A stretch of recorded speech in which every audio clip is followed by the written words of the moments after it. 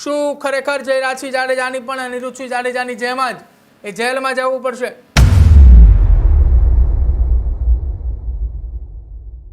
શું ગોંડલની અંદર ફરી એકવાર રાજકીય જંગ એ ભૂતકાળના લોહિયાળ જંગને લઈ એ ચર્ચાનો વિષય બનશે?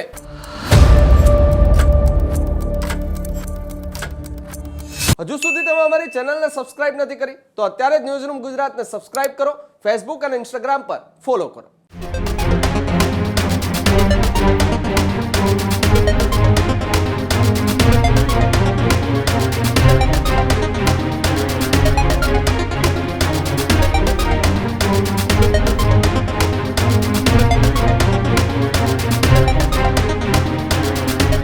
ગોંડલનો રાજકીય ઇતિહાસ એ લાંબા સમય સુધી જૂથવાદ અને વર્ચસ્વની લડાઈને કારણે લોહિયાળ રહ્યો છે. 1998માં પોપટ લાખા સોરઠિયાની હત્યા અને ત્યારબાદ વર્ષ 2004માં વિનુ શિંગાળા અને નિલેશ રૈયાણીની હત્યા. આ ઘટનાઓના કારણે ગોંડલમાં લાંબા સમય સુધી ગેંગવોર અને રાજકીય હિંસા માટે એ ગોંડલ ચર્ચામાં રહ્યું અને આ ચર્ચાઓની વચ્ચે જયરાજસિંહના જામીન રદ થાય તે માટેની એક અરજી થતાની સાથે જ ખળભળાટ મચ્યો છે કે શું છે નિલેશ રૈયાણી હત્યા કેસ અને કેમ ફરી એકવાર આ લોહિયાળ જંગને ચર્ચામાં લાવવા પાછળ શું એ કારણ અને કેમ અચાનક ચર્ચામાં આવી, વિગતે ચર્ચા કરીએ આ અહેવાલમાં. ગોંડલના રાજવી પરિવારના સભ્ય એવા ગુણાત્ય દીપસિંહ જાડેજાની માલિકીની એવી રાજવાડી તરીકેની જાણીતી 114 વીઘા જમીનના વેચાણ બાદ તેની માલિકીના ઝઘડામાં વિક્રમસિંહ રાણા નામના ક્ષત્રિય યુવકની 13 મે 2003ના રોજ એક હત્યા થાય છે.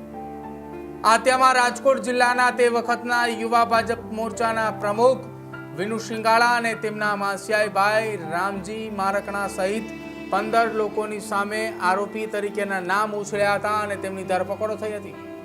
પરંતુ વિક્રમસિંહની હત્યાના 9 મહિના બાદ વિનુ શિંગાળાના સમર્થક નિલેશ રૈયાણીની 8મી ફેબ્રુઆરી 2004ના રોજ ગોંડલ શહેરમાં સરા જાહેરની અંદર ગોળી મારીને હત્યા કરવામાં આવી હતી.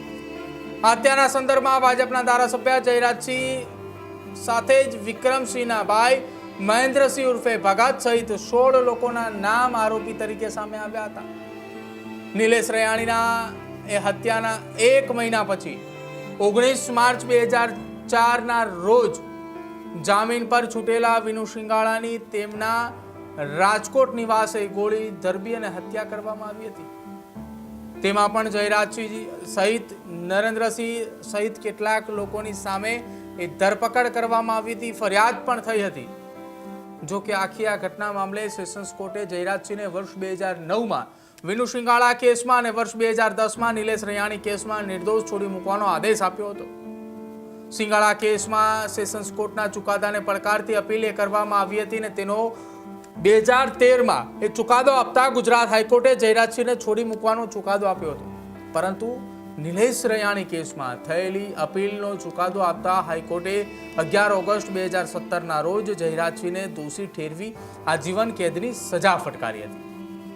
તે વખતે જયરાજસિંહ એ તત્કાલીન ધારાસભ્ય તરીકે 3જી વખત ચૂંટાયેલા હતા.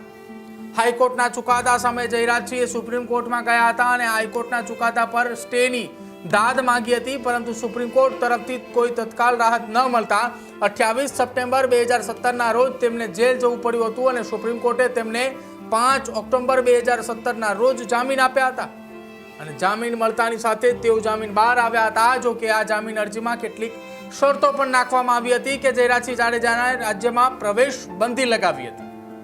જો કે પ્રવેશ બંધીની શરતો પણ 30 માર્ચ 2019ના રોજ સુપ્રીમ કોર્ટમાંથી તેમને રાહત મળી હતી અને ગુજરાત રાજ્યમાં પ્રવેશની મંજૂરી મળી હતી.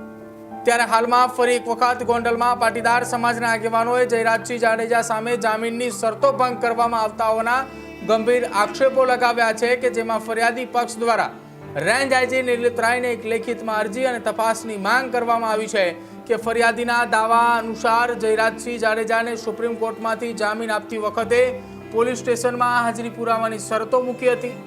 જો કે એવો આક્ષેપ કરવામાં આવ્યો છે કે જયરાજસિંહ પોલીસ સ્ટેશનમાં હાજર થવાને બદલે જ સત્તાનો દુરુપયોગ કરી રહ્યા છે. આરોપ છે કે પોલીસ સ્ટેશનનું હાજરી રજિસ્ટર તેમના નિવાસ સ્થાને મંગાવવામાં આવે છે અને તેમના ઘરે બેઠા બેઠા તેઓ સહી કરી રહ્યા હોવાના ગંભીર આરોપ લગાવાયા છે. આ પ્રકારની કાર્યવાહી સુપ્રીમ કોર્ટના આદેશોનો સરેઆમ ભંગ હોવાનું એ ફરિયાદમાં જણાવાય છે. જોકે ફરિયાદીએ પોલીસની કામગીરી સામે પણ સવાલ ઉઠાવ્યા છે અને આ આક્ષેપોની સત્યતા ચકાસવા માટે પોલીસ સ્ટેશનના સીસીટીવી ફૂટેજ ચેક કરવાની માંગ પણ કરી છે. જો આ ફૂટેજ તપાસ થાય તો દૂધનું દૂધ અને પાણીનું પાણી થઈ શકે છે કે પૂર્વ ધારાસભ્ય એ કયા સમયે પોલીસ સ્ટેશન આવ્યા હતા અને કયા સમયે રજિસ્ટરમાં સહી થઈ હતી. આ મામલો હવે હાઈ પ્રોફાઇલ બન્યો છે કે જો શરતોનો ભંગ થાય તો જયરાજસિંહના જામીન રદ થવાની શક્યતાઓ પણ નકારી શકાય તેમ નથી. હાલમાં અરજીના પગલે પોલીસ વિભાગમાં અને રાજકીય વર્તુળોમાં એક ચર્ચા એ શરૂ થઈ છે કે શું ખરેખર જયરાજસિંહ જાડેજાના જામીન જે મૂકવામાં આવ્યા હતા, જે જામીન મંજૂર થયા હતા, એ જામીન રદ થશે? શું ખરેખર જયરાજસિંહ જાડેજાની પણ અનિરુદ્ધસિંહ જાડેજાની જેમ જ એ જેલમાં જવું પડશે? શું ગોંડલની અંદર ફરી એકવાર રાજકીય જંગ એ ભૂતકાળના લોહિયાળ જંગને લઈ એ ચર્ચાનો વિષય બનશે? જો કે આ ચર્ચા એ ફરી એક વખત ગોંડલની અંદર શરૂ થતા ગોંડલની રાજકીય સ્થિતિમાં એક ઘણો બદલાવ જોવા મળી રહ્યો છે.